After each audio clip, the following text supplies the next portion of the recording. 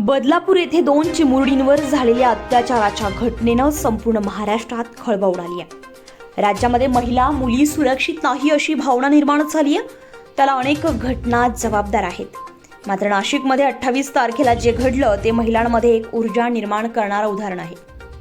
छेड काढणाऱ्या मुलांना 2 ते 3 मुलींनी चांगला चोप दिलाय। बरं, घडलं असं की नाशिकच्या सिडको परिसरातील हेडगेवार चौकात 28 तारखेला बुधवारी दुपारी 1 वाजता एक मुलगी एकटीच जात होती। त्यावेळी रस्त्याच्या कडेला उभ्या असलेल्या 3 ते 4 जणांनी या मुलीची छेड काढली आहे, अश्लील इशारे केले। त्याच वेळी त्या मुलीनंही त्यांना प्रत्युत्तर दिलं। मात्र ती एकटीच असल्यामुळे ती जरा घाबरली। मात्र याच वेळी दुचाकीवरून 3 मुली जात होत्या। त्यांच्या लक्षात आलं की या टवाळखोरांनी या मुलीची छेड काढली आहे। त्यांनी लागलीच दुचाकीवरून उतरून मागे पुढे न बघता या टवाळखोरांच्या दिशेने धाव घेत टवाळखोरांना चोप देण्यास सुरुवात केली। मुलींचा हा रुद्रावतार बघून टवाळखोरांनी पळ काढला। ही संपूर्ण घटना सीसीटीव्ही कॅमेऱ्यात कैद झाली आहे। मुलींचा हा धाडसीपणा बघून त्यांच्यावर सर्व स्तरातून कौतुकाचा वर्षाव होतोय।